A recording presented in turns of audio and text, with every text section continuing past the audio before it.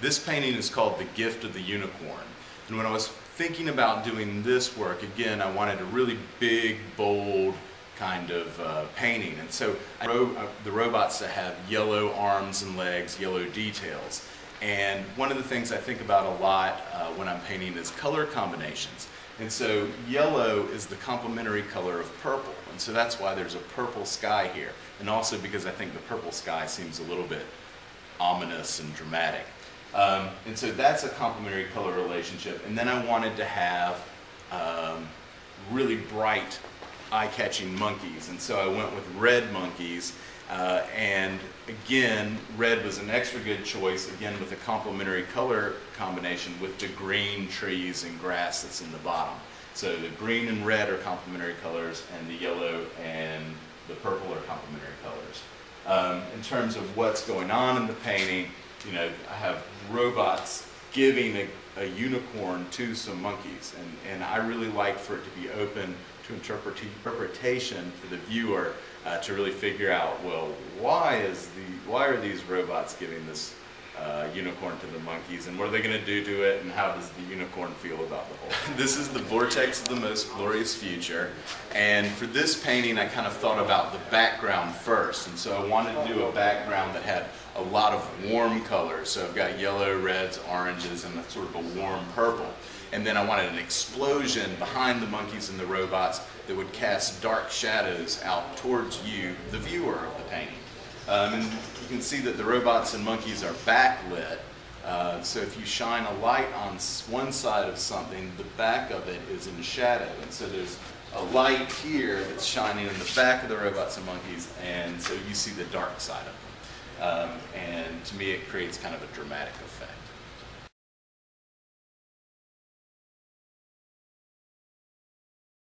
This painting is called Monkeys Riding the Tigers of Heaven.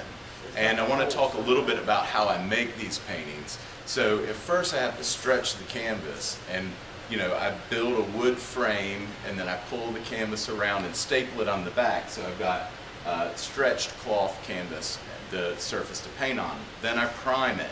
And then I've got a general idea of what the painting's going to look like. But sometimes I'll do a preliminary sketch on paper. And then I transfer that directly onto the canvas, drawing with pencil onto the canvas. Then I start laying in the different colors. And the paint isn't completely opaque. Sometimes you can see through it, but I want to try to hide all of my pencil lines, so it takes a lot of coats of paint. This painting started originally with just 2 tigers and 1 monkey. And little by little I kept thinking, oh, there needs to be more tigers, more monkeys, more. And so eventually I filled up the whole thing with a lot of tigers and monkeys. And so it changed a lot from my initial sketch, but sometimes I don't really know how it's going to end up until I finish and I'm happy with it.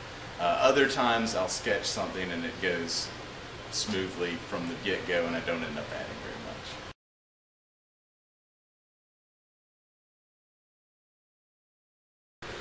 Okay, so this painting is called Miraculous Harmony, and it's an example of my influence and my interest in Buddhist art.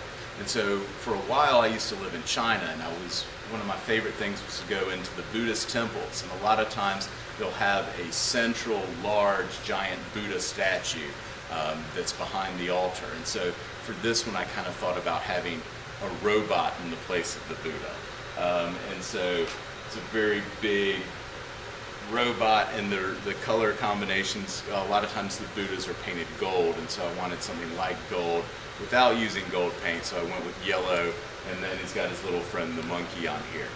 And so this painting, unlike a lot of my other paintings, is very symmetrical. A lot of my other paintings are more action-oriented, and they have more dynamic lines, more diagonals. This one, you know, the figure's very central, it has the round background, and that again comes from my interest in Buddhist art and the way that the Buddhist temples are set up. This painting is called Now They Have Guns, and some of my work has more meaning than others, and I like for it to have multiple layers of meaning. So on one hand it's just kind of a fun, action-oriented pictures of monkeys shooting guns. but on another level, I want it to sort of be about the dangers of technology, and if we don't sort of keep in mind what we're building and what we're doing with the technology that we're building, then bad things can happen. And so here we have monkeys who are holding these guns, which of course are very dangerous, and you don't know if they really know how to be safe with guns or what guns are for or anything else. So monkeys playing with guns might be a bad thing.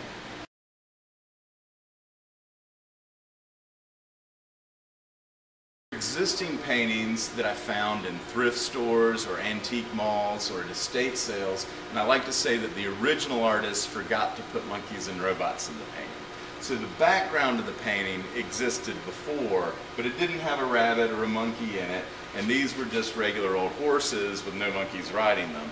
And so I changed it around a little bit, made a few additions, and repurposed the painting so that it tells my story as opposed to the original just landscape or whatever it might be.